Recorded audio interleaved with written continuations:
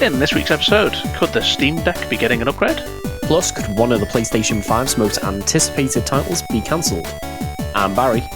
And I'm Phil. This is episode 99 of the Retro Gaming Dads podcast, the podcast for everything retro and retro-inspired. Well, welcome back. Not seen you since the Christmas episode, have we?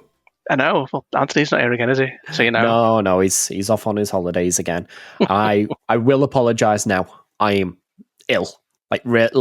Like I want to climb into bed and just curl up and kind of ill. So, is that really different from your normal outlook of life? Well, yeah. No, because the thing is, the difference is I want to do it because I'm not feeling well, rather than just because I don't like other people. Reasonable. Yeah. Saying that, in work today, I actually had a PDR. It came up with, I noticed you're quite a people pleaser, aren't you? You're quite a people person. I was thinking, no, not really. Not at all.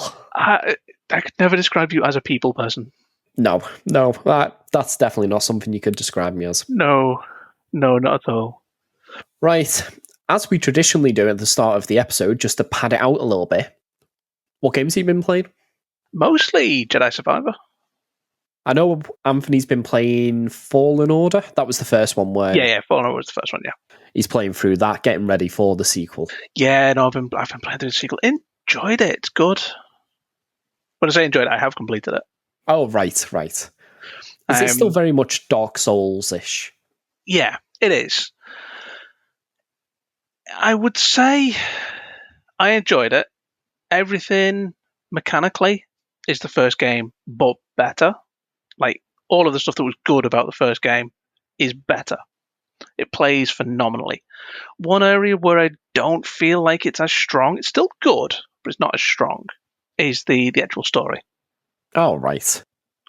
The story and the atmosphere and the location just, it doesn't quite have the same feeling, the same, that the same atmosphere to it. I have played a little bit of the first game. Yeah, like there's a particular point in the first game that I think is probably without saying too many spoilers, because it's difficult to not give spoilers, which I suppose...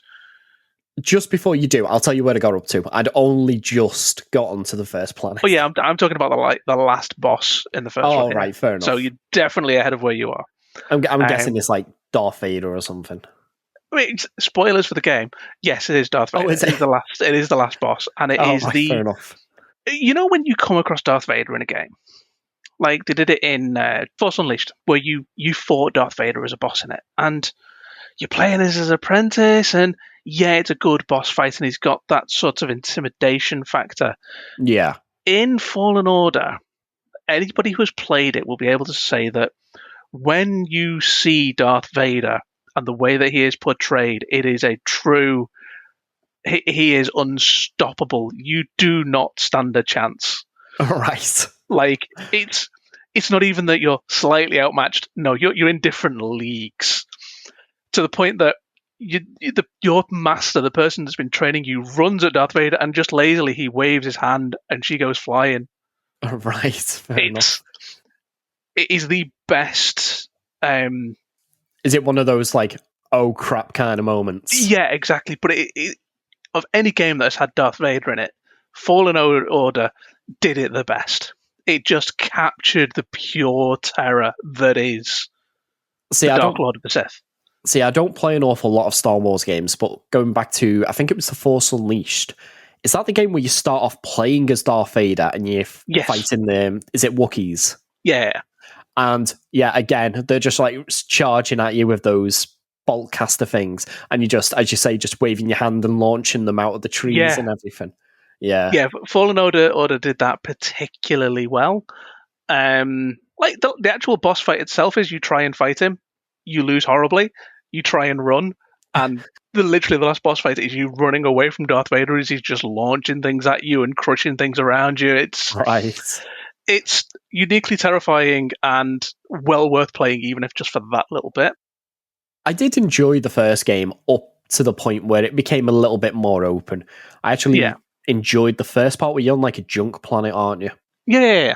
Yeah, I like that because it was very linear. I was in the mood tutorial at the time to... Well, yeah, it's a pretty long tutorial though, isn't it? It is the tutorial planet. I know, but it's a good hour or so. Yeah. I actually enjoyed it being linear, and when it opened up, that's when I just lost interest in it. Fair enough. I mean, it's an open world exploration game. Yeah. That's not changed with Fallen Order. Not Fallen Order, Survivor. Other than Jedi Survivor, have you been playing anything else? I'm going to take that as a no. Right, fair enough. Well, the only thing I've been playing recently is Mario Kart with Elliot and Mario Maker. Fair enough. He is absolutely brutal when it comes to the stages on Mario Maker. Just platforms, traps, lava, rising. There was one stage he made where I got right near the end and the lava rose up above the last platform, so I couldn't quite make the last jump. Oh. But the thing is, you can't actually have it as a completed level unless you can play through it. So he makes these levels, then gives me the Switch, and he's like, Daddy, can you get to the end so it can add it to the world? I'm like, oh my God, I look at it. Some of them, you start off, and the only safe point is the platform you start on. Is it like those nightmare horrors of videos that you see of people making Mario Maker levels where you land on a platform and the spike will flip over? It's not far off. And bear in mind, he's a 5-year-old. Yeah. There was one level where it was just entirely piranha plants. Wow. So that one didn't get saved. And there's me, I made him a level, and it was just like a nice run-along one with a pipe that he can go down, and the room said Elliot out of coins for him to collect. And then it launches him up into the sky to run along some clouds, and then he can jump down and get the bonus. See, you just need to not pull punches anymore. Oh, yeah. But no, that's all I've been playing. Fair enough. I haven't really played anything else. I got rid of my Xbox recently, my Series S. So I've downgraded from the Series X to the Series S, and now I'm back to the One X. Hey. I just need to install XCOM back on it so I can get very, very angry at that game. Bloody RNG. Well, before we start, should we say a big thank you to our 2 Patreon subscribers, Short Gizmo and Bobby Socks. If you're enjoying this episode, we'd like to ask for your help in supporting the podcast. The quickest way to do so is by leaving us an honest review on your favourite podcasting app. It only takes a minute and it's completely free. Or, if you're able to, you can support the podcast further from only £1 per month through either Spotify or Patreon. In return, you'll receive an ad-free version of the podcast and get a shout-out in our next episode. Right. First piece of news that we've got today is about quite an unlikely upgrade to the Steam Deck. You've only had a little go of this. Yeah, I've not played the Steam Deck much. I must admit... You've got one, haven't you? Yeah, I've got one. It was at mine that you played it. Didn't you play that one where you make the toilet with the machine gun and the rocket launchers and that on it? Yeah. Yeah, that's kind of like the demo game that shows it off a little bit with all the features. I must admit, my Steam Deck, it's almost entirely Mega Drive, SNES, and Mega CD games on it at the moment. Fair enough. I'm not surprised by that. Well, no. So I'm not playing an awful lot of high-end games. However, one of the criticisms of the console is its resolution's pretty low. So it's just above 720p. It's actually 800p because of the ratio of it. However, someone has come out with a 1200p screen that you can actually replace the original screen with. Right. I don't know if this will be a good thing. It's going to murder the battery life, isn't it? Well, yeah, it's about $100. And I'll be honest, some higher end games, let's say 30 frames at 720p is probably as good as you're going to get. So with a higher resolution screen, you just got to tank the performance. Yeah, also considering what it is, being a handheld device, do you need to go all the way higher in the resolution? I don't think so. For playing games at least, I think 800p is fine. Yeah. I'm not being funny. The Switch is 720p, and I never think the resolution's bad, except when it never actually gets to that 720p. I don't know. I don't know if there's a market for this. I think it's quite a novel idea that you can upgrade parts on your Steam Deck, but is a higher resolution screen really the answer? Maybe a better quality screen, but the same resolution, something like an OLED maybe. Yeah, maybe. I'm not I'm not sold on the idea. No, I don't think I am. In all fairness, it's $100, which is actually about the same price as a replacement screen from iFixit for the Steam Deck. Well, that's not too So bad. you're not paying extra for it, at least not in money, just Yeah. possibly in performance. Yeah. And it's supposed to have a much better color accuracy than Valve's. I mean, I suppose if you're not playing demanding games on there, Yeah. maybe. So with you playing, as you say, mainly SNES games, Mega Drive games, might you actually see a bump in it? Most of those games ran in like 240p though, so I don't think Also reasonable. I'm going to get a graphical improvement in them if I'm being No. honest. No, but I suppose it depends though. I mean, if you've got somebody playing a lot of retro-inspired games that don't have as high a performance demand, maybe. Yeah, possibly. Or even more indie titles like Ori and the Blind Forest or Cuphead or something, maybe. Yeah, maybe. So, I don't know how I feel, but it's quite an interesting development. So, by any chance, did you watch the classic cartoon Inspector Gadget when you was Of younger? course I did. I mean, who didn't? It's like a British classic. Do do do do do do do do do. Yeah, of course I watched Inspector Gadget as a kid.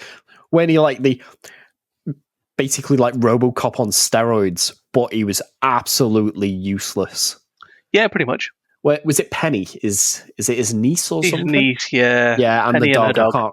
I can't remember the dog's name. And they'd always either solve the case or somehow he'd fumble his way through.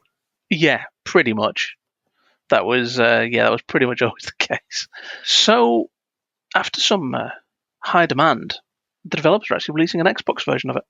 Yeah, so Microids actually announced the game coming out. It was coming to PlayStation, it was coming to Switch, but no Xbox. And give them the due. After people were like, I want an Xbox version, they've actually announced that there will be one, although it'll only be a digital version. It's something, though.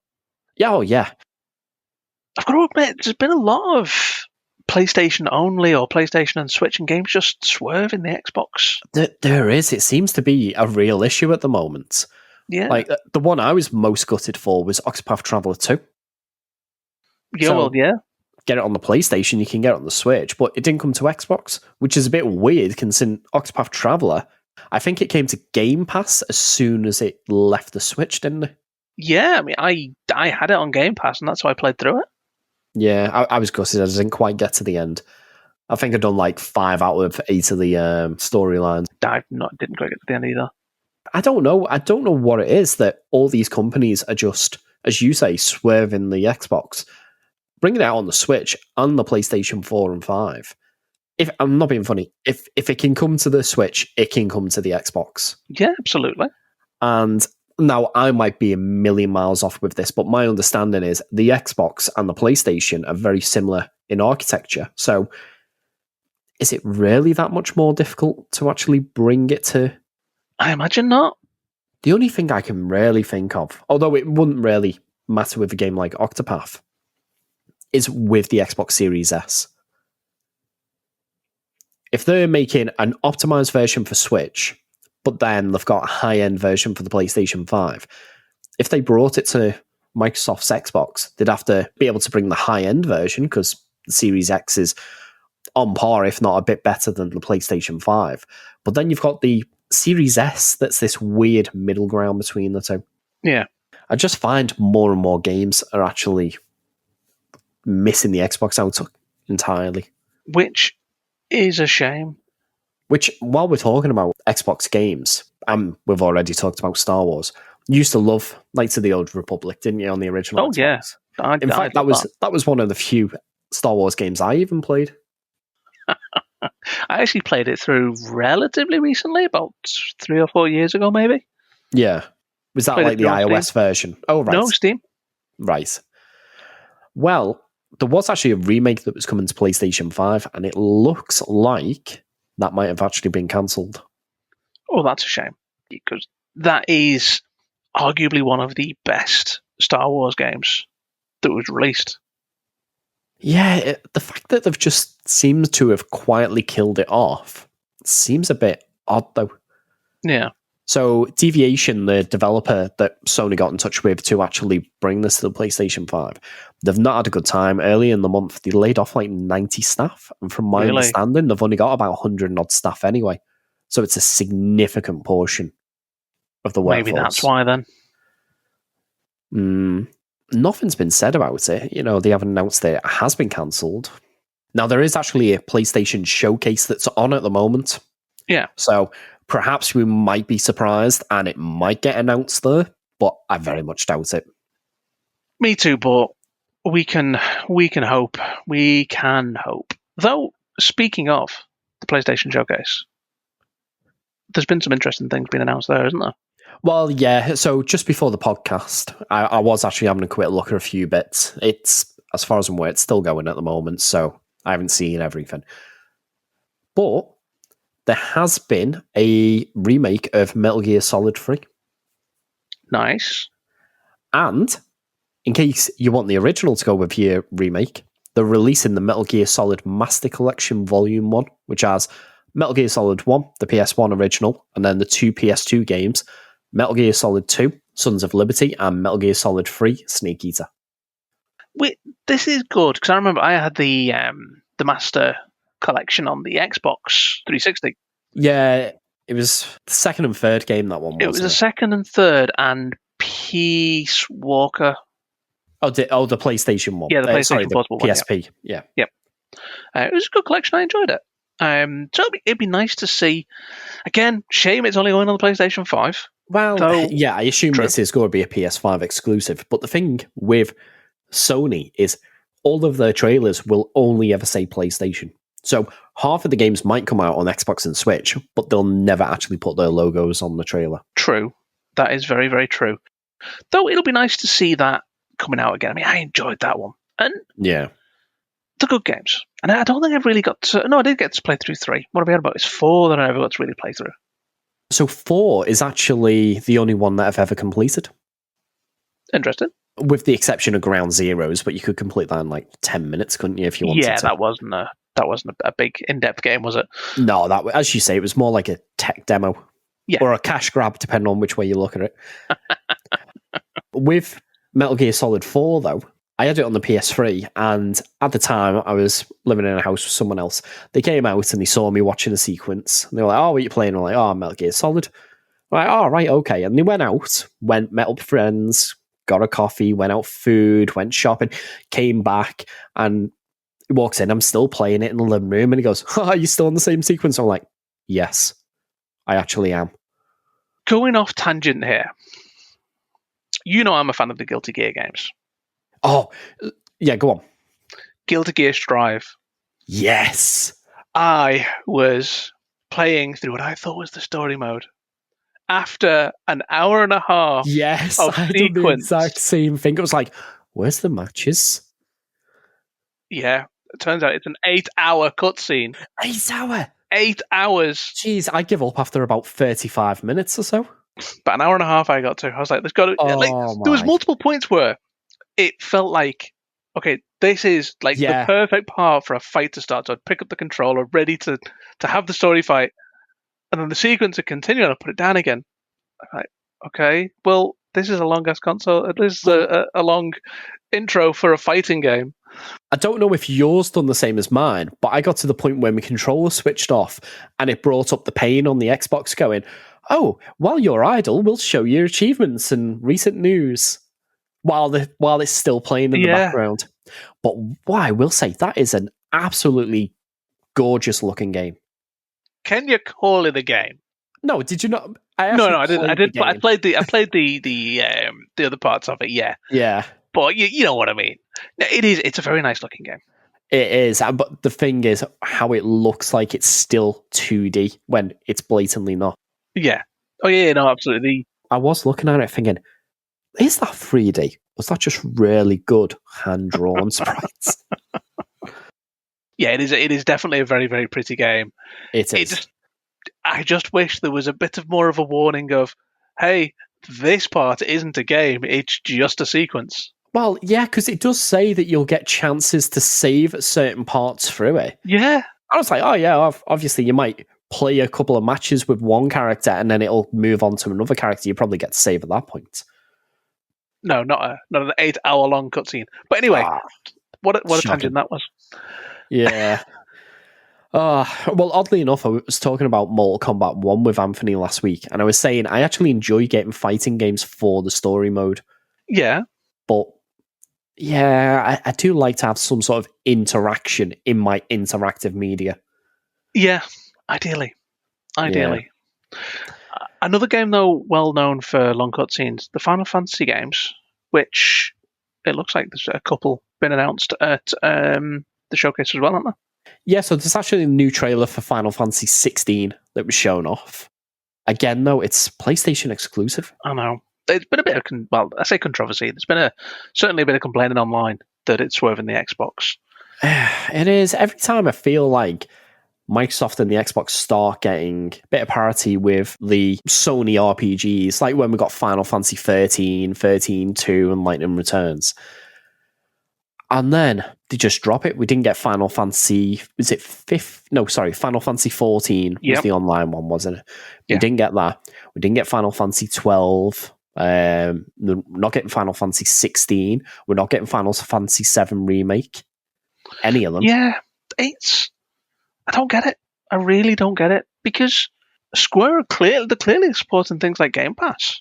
Because they put a lot of the games on there. And they're saying how happy they are with it and everything. You say that. They did take Octopath Traveler out of Game Pass when Octopath Traveler 2 released, even though you couldn't buy it on the Xbox. If they'd taken it out of just the PC Game Pass, fair enough, because it is available on PC. But the fact that they took it off the Xbox, it just seems a little bit greedy, maybe. Maybe. However, I do have a good piece of news for you. Yeah. I'm playing Final Fantasy 7. I'm working my way through it. Bloody hell. It's about time. In all fairness, I haven't got up to where I was originally, the end of the first disc. You're going to be disappointed. I mean, that boss fight, you're not going to kill it in a single hit. Well, no. But the modern version of it, you can actually have it so that you heal after every turn and you have unlimited limit breaks. And do you know what? It's still not as easy as I remember it being when I played it on the PlayStation. What was it? You borrowed me the PlayStation with disc 1 when it was already on the Genova. Was it Genova Birth?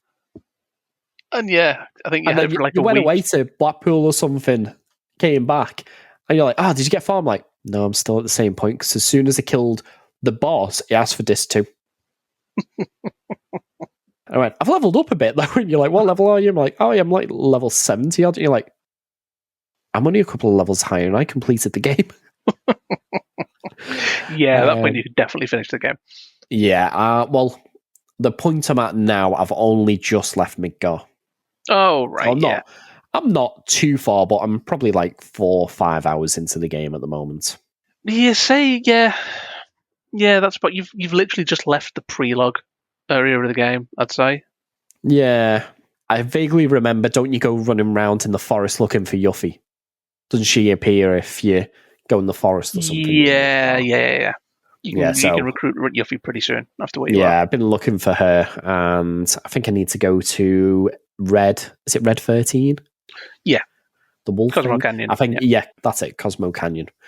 So I'm actually working my way through the game, because I promised that I would actually complete the game for Final Fantasy 7 Day. Right. Which, if you're not aware, is now a national holiday in Japan. Seriously? Yes. Not Final Fantasy Day, Final Fantasy 7 Day. Wow. So 31st of January, that's when you celebrate it. And I want to have the game completed for then. Fair enough. So that's what I'm working towards. I just need to stop getting distracted by all the Switch games. Although, oddly enough, I actually have it on the Switch as well, but you know why I'm not playing it on the Switch? No, why aren't you playing that on the Switch? You don't get achievements.